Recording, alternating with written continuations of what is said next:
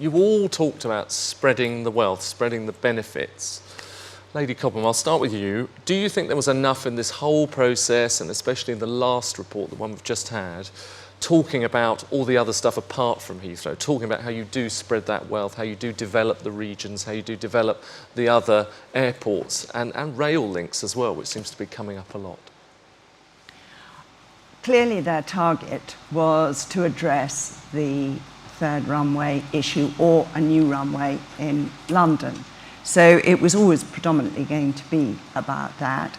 It did touch, as we know, on the regional dimensions, but I would certainly share with my colleagues here that there is much more to be done in a really positive sense to identify capacity and opportunities.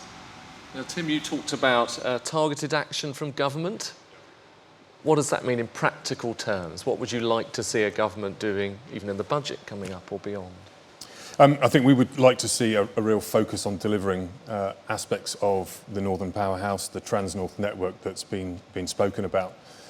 While those things might not make a difference in the short term, we do need to take action on them in the next few years, actually, to create a network that in the long term will serve, I think, the Northern economy and the UK economy much better than it does today. So those things are, around improving the connectivity between northern cities. We'd like the government to support Manchester Airport's application for US pre-clearance and to see that happen. But also to look at actually how APD can work in supporting, I think, a spread of economic activity across the UK. Andrew, obviously this is about runways, but trains is very important here as well. And a couple of weeks ago we had Network Rail effectively putting their big electrification schemes on pause, on hold, and how important is it to get all of that right as well? Do you think it's a bit disjointed at the moment? We've got this focus on Heathrow, and actually there's a lot more can be done that's about weaving all of the different transport schemes into the airports. Yeah, I think that's the real challenge. I mean, I think that's why London does particularly well, because it has an integrated transport system that is organised and coordinated. And we have our grumbles about it, but in a sense, comparatively, certainly with any other UK city, it has no comparison. So it's not only about leaving the country from an airport or from a rail, it's actually getting around those cities and between those cities. And that's the major advantage in the Greater South East. We have a highly effective integrated rail system. In the North, has already been said, we don't. Getting from Liverpool to Manchester, or from Manchester at least, takes longer than it does from getting from London to Milton Keynes, despite being it takes twice as long despite being about the same distance. So it's about that, I think, as much as leaving the country and going to other places, and we've got a long ways to go on that. Okay, any questions from the audience? Over here. Morning, everybody. It's Graham Mason from Newcastle Airport. Thank you for the mentions that we had in a couple of the speeches this morning. As Gordon said, Scotland are going to get devolved APD. The Scotland bill is going through now. I'd like to think that means the genie is out of the bottle, but I would welcome the views of the panel on what the right and fairest solution for the whole of the UK is on APD. Okay, should we go along the line? Starting with you. I've lived with this issue, as we both have, for the last 3 years. And I think that it presents the government with a singular challenge that we cannot, in a period where we're increasingly devolving, we've seen the most recent devolution to Manchester of all sorts of powers. We need to ask the government to work with the sector as a whole to get the most productive for business, because this is about getting more people in and doing business in the most effective way, so we're employing more people at the risk of sounding trite. So I don't think we can go on letting it wend its own way. I think we've got to, with the government, nail it now. Okay, Gordon. Yeah, I mean, I think it should be equitable. I've got no interest in APD benefits across a border with Newcastle. That's never been our position. We just think it's a stupid tax that is self-defeating and is restrictive in terms of what the country could be more capable of. So, I think you've got to find a level playing field, but the playing field I'm most interested in is not between Scotland and England, it's between the UK and Europe at the moment, and it's as far from level as you can imagine, and we've got to make it more level. And let's remember, having it, if we get that, which is a brave decision and a very, I think, great leadership from the Scottish Government, still makes us the most expensive taxation in Europe. Laurie. I agree with Gordon, absolutely. We'd like to see it equitable. In fact, no APD at any UK airport. It's a big travel distorter. We fly out of Dublin twice daily, and we know that the whole of Northern Ireland drives to Dublin now because they pay 0 APD out of Dublin. Well, if they've come via a UK city, they pay full APD. Needs to go all together. Okay, Andrew. I have no opinion on this. Tim.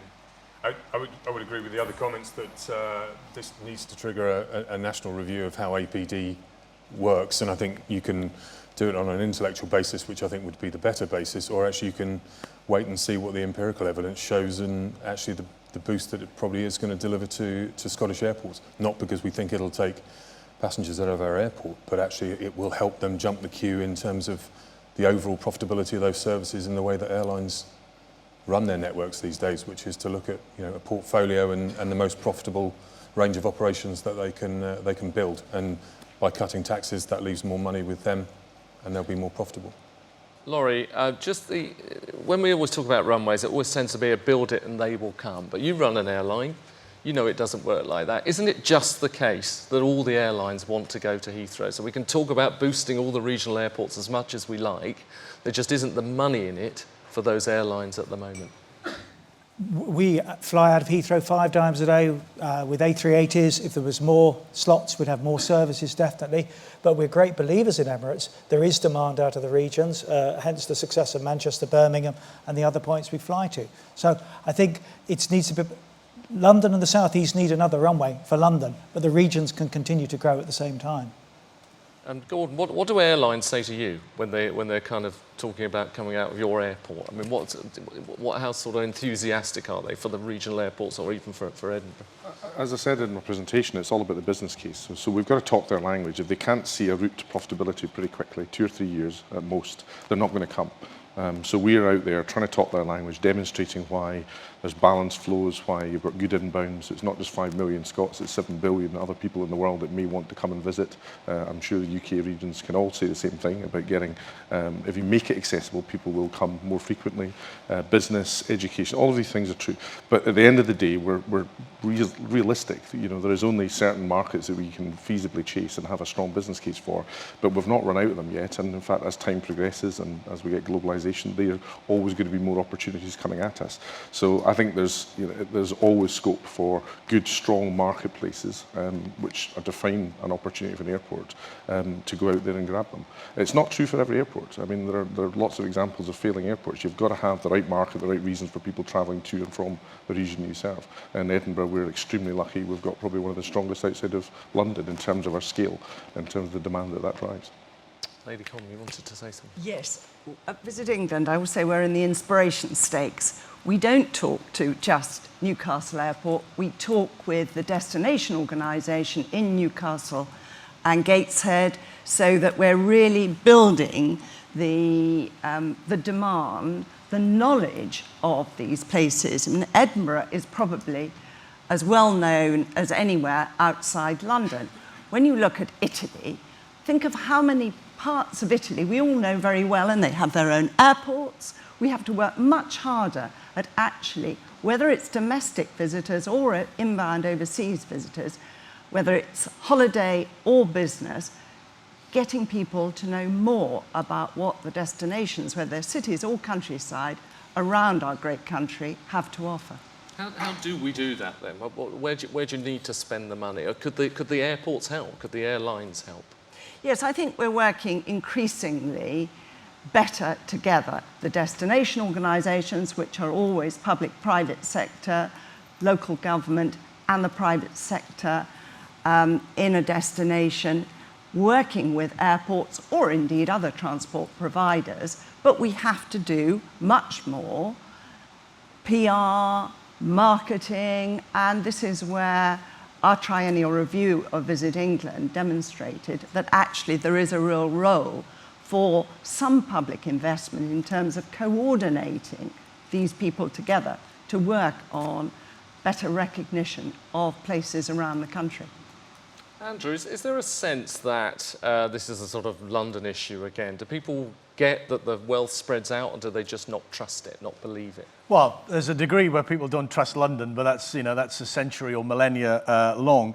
I think there's an increasing recognition that London's success doesn't necessarily cause problems for other parts of the country, and we should rather view it in a positive sense.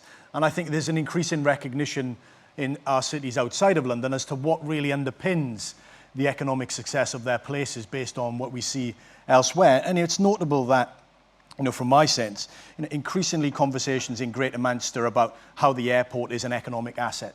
You see increasing conversations in Birmingham about how Birmingham Airport is an increasing economic asset. That wasn't the case probably 10 or 15 years ago. So there are moves to recognise what are the assets in different places and how do you knit them in. And I think that goes to Hugh's question earlier on, is that the role of the airport, the impact of the airport extends far beyond the noise corridor or whatever it is. And actually the role of that airport equally is far beyond that, and they should be much more involved in those sort of economic conversations. And we're seeing that already, but I think we've got much more to go on that. Asking quite a few of you actually, do you think there's an image issue here? Do you think the airports aren't very good at selling themselves? Do you think they've got a bad reputation, bad image? People just think pollution and so on, and they don't do enough to sell themselves? I think the problem with the UK aviation policy is it is focused on London and it's seen as a problem. It couldn't be different, couldn't be more different in Edinburgh and Glasgow, I'd argue, in terms of the image that aviation has. Scotland gets the fact that we've got to be connected to the rest of the world. We get that it's a huge economic generation around airports, gets that it's a huge employer, gets the fact that it's connectivity for exports and connectivity for inbound tourism. All of these things are just never debated. It's a case of how do we work together more effectively to harness it. The Team Scotland model, I think, is a great one. I see exactly the same model being developed by the regions and Visit England. It makes perfect sense for everyone. I don't think anybody else sees airport development as a problem. It's more about how can we make more of the benefit. And all of the evidence shows if you improve connectivity, the economic drivers that follow that are huge. You've got to have a base demand there.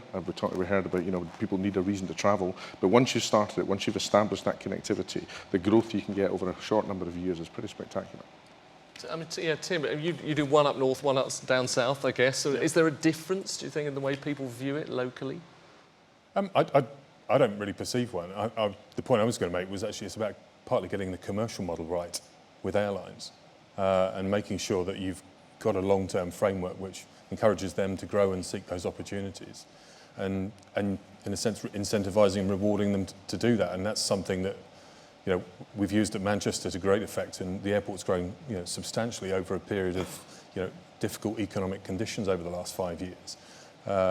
And that same model, that same commercial model has been really successful at Stansted. So I think you're talking to airlines who are profit hungry, and if you can get the right deal in place and the right long-term framework, you can start talking about other issues, the service aspects and the growth opportunities, not about an annual battle on charges. So I think that is a really important element. Yeah. I think there is an interesting conversation. I mean, you'll hear this afternoon from Tony Travers and others. I think there is an interesting conversation to be had about who pays for the expansion, the improvement of the infrastructure that we've talked about. Increasingly recognition, even in London, many of the benefits, most of the benefits accrue to London and the South East. And therefore there's a question about, in the same way as through Crossrail 2, HS3, etc., HS2, who pays? Not all, but who pays a significant proportion of that. And I think that is an interesting conversation, not least because of the national situation with the finances as to where we'll get to over the next 3 or 4 years or further. And I think those places that can put their hands in their pocket publicly and privately outside of London may find themselves in an advantageous position with the national government. It's interesting you raise that point, but is there a sense of everyone wants tax cuts and everyone wants government help and everyone wants government money, don't they? But is it your fault as well? Is it your fault that these regional airports are withering a little bit sometimes? Is it your fault that the economic benefits aren't spreading around the country? Are we all basically responsible? Lady Cobb. Gosh, how long have you got? Yeah. I'm going to slightly turn to... I've just finished work on the Local Government Association Commission looking at the non-met areas. And this follows a commission that looked at the cities, and actually the recommendations were pretty similar, one to the other. But what was very clear was that in terms of formulating transport policy, actually it does have to be not local, it has to be regional, whether that is around a city, where the large cities obviously are really getting their act together, but also outside. So I think the answer to your question is, yes, we all have to actually recognise that the public purse cannot support everything, and we have to see better ways of doing things and getting more bangs for our bucks and more return. But there is a lot of work to be done to actually get the thinking right and then the action. But yeah, I think sometimes we'll just expect the public purse to do it for us. But I have to say this. My colleagues at Visit Scotland, their core grant is about 54 million. How much do you think ours is? 7. So there is a real recognition that actually in Scotland of the benefits which you've highlighted. Yeah, Gordon, what is the key difference for you, do you notice? Well, first of all, I don't recognise your description of withering airports. It couldn't be further from the truth. We're growing at 10% this year. We're nearly hitting 11 million, growing by almost 2 million in the last 2 years. So I don't recognise that at all. I also don't recognise this contrast between who pays, because all of the money going into most of the UK airports is actually private money being spent on developing commercial businesses, which is utterly different to many of the other infrastructure challenges the government has, and I think should be celebrated. We're not looking for huge injections of money in most cases. London's a slightly different case just because of the infrastructure requirement to support major expansion, but it's not the case in other airports. The money that we're talking about in Visit Scotland, relatively modest sums of money in the overall spend, but it's not been spent on the airport. It's been spent on marketing Scotland for visitors to come there. Not a penny of that goes through my books. So, we are in a position where we're commercially viable, incredibly strong commercially, willing to invest. And when we get a great policy and political environment, as we have in Scotland, that relationship can be incredibly productive. And as long as you've got a critical mass, and that's the key, an airport needs a critical mass to be successful, and that's about population, the strength of your economy. There is nothing to stop airports being hugely self-supporting and developing along with the partnership. And that's certainly true of all the main airports in Scotland. Oscar Rodriguez, CH2M Hill. The previous presenter, Philip Graham, highlighted the poor access from regional airports in the London system. How important does the panel feel it is to maintain or grow that access, given improvements in the rail connectivity? I think it was on the very first page of the Sir Howard Davis's foreword, uses the words that passengers from the regions were obliged in some way to go through other airports and to make their long-haul connections. And I think we really take issue with that. I think passengers are really making positive choices to use regional airports to access international markets. The development of the hub carriers, Emirates in particular, through Manchester is a great example, but across the UK as a whole, those aren't second best choices, those are first best choices for people because of the convenience, the price and the accessibility. People want to fly from their local airport, their most convenient choice, and where those services are available, they do tend to do that. So our focus is on that, not, to the point of your question, particularly worrying about the accessibility to London. Laurie, how do you decide where you're going to fly? I mean, how do you find out where people want to go? Where do you get your information? Obviously, we look at a lot of CAA statistics. We look at MIDT, which is an industry thing of what the size of markets are. But we know from experience, especially as we started to develop the regions, there was a big multiplier effect. As soon as we put a route in, the route multiplies hugely. A good example was Mauritius from Newcastle. The market size when we looked at it was about 100 passengers a year.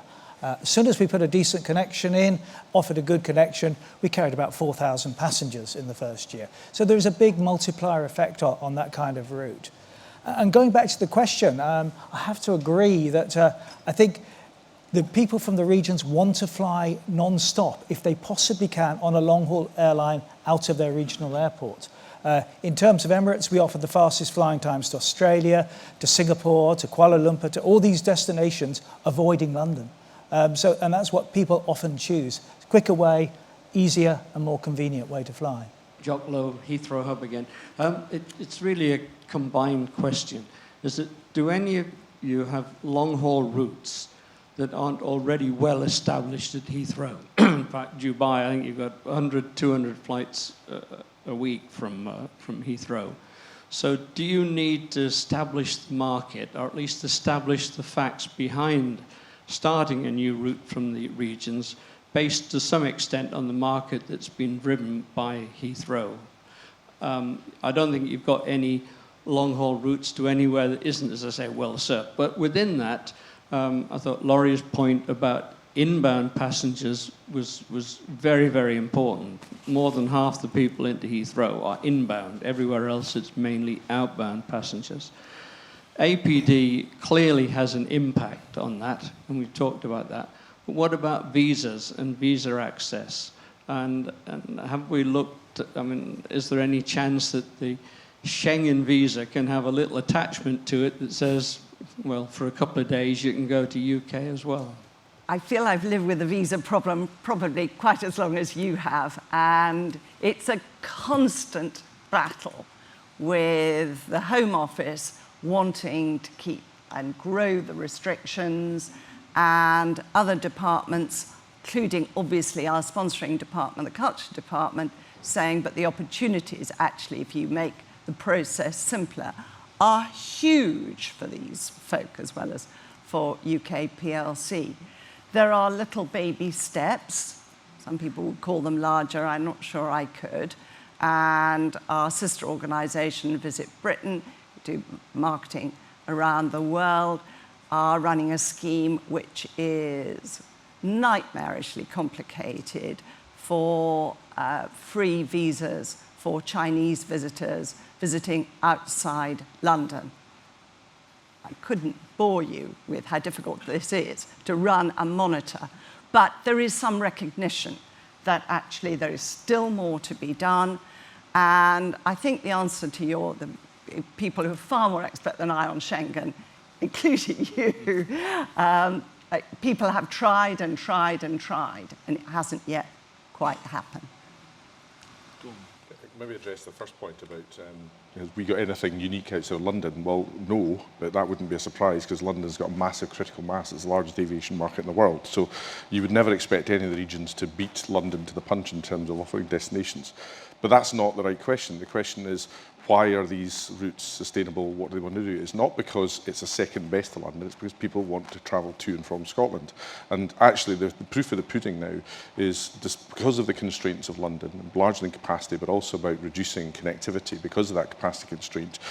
We went from something like 80% of our transfer traffic out of Edinburgh going over Heathrow as little as 11 or 12 years ago, and it's now considerably under half because people have had no choice other than go through other hubbing.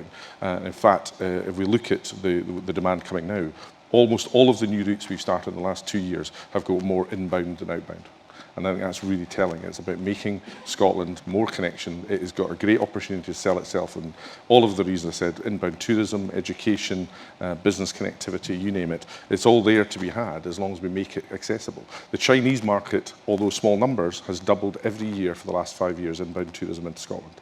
They're not coming to London and then tacking on Edinburgh. They're coming to Scotland as a specific destination in its own right. And it's because things like Emirates, because things like Etihad and Qatar are making it easier and more affordable to do so. But wouldn't it be great if we had visas as well? Lady Cobham, Andrew as well, what are the chances of, say, groups like you working together to sort of boost this? Do you do a lot of work together? Do we need to... I mean, there was talk about the sort of delivery group with Howard Davis, wasn't there? And he's openly said he's kind of disappointed with how all that's gone. We always talk about working together. Is there enough of that going on at the moment? Well, we certainly work both with Manchester Airport and with the destination organisation, Marketing Manchester, and with Newcastle and Birmingham and Cambridge, Newquay, to pull together the thinking, as I said in my remarks. Yes, we can always do more, but it's there in place, and we should continue to strive onward and upward. Events like this. Yes. We're about to go for a coffee break, but I just want to go along the line and get your views on whether Heathrow, you think now, is going to happen. So there's lots of talk about deliverability, so putting you on the spot a bit, I'll start at that end so you can... Is Heathrow going to happen? Might take longer, but is it going to happen? I think it might. I think you would be foolish to put it any higher than that. I think that there are challenges. There's certainly a lot of time before it can happen. And I think that just brings me back to the point about the need for a plan to get us from here to that point that actually plays in everything that the UK's airports can do. And actually thinking about longer term, about actually where do we want all of the other airports to be by that time, taking the strain, doing more than they do today. I think the world is changing. I think going back to the question that Jock Lowe asked is, I don't think the services and the development of regional airports is somehow a product of the constraints in London. This is a market that's developing and changing across Europe and across the world. People fly in different ways now. Lufthansa, worry about it. Air France worry about it. This is changing, and I think the regional airports are incredibly well placed to take advantage of that. Andrew? Well, given I have absolutely no influence over the decision, it's a free guess. So I think it will happen. Not least because I think over time, even if it takes longer than we would like, it's very difficult for national government of all persuasions to resist the needs of London. Okay, Laurie? I think it'll be a very brave Prime Minister that moves it forward, and I think it probably will happen. But as our next Prime Minister could possibly be Boris Johnson, one wonders if it will. And as no sort of slight whatsoever on the quality of the Commission's work or anything else, not a chance.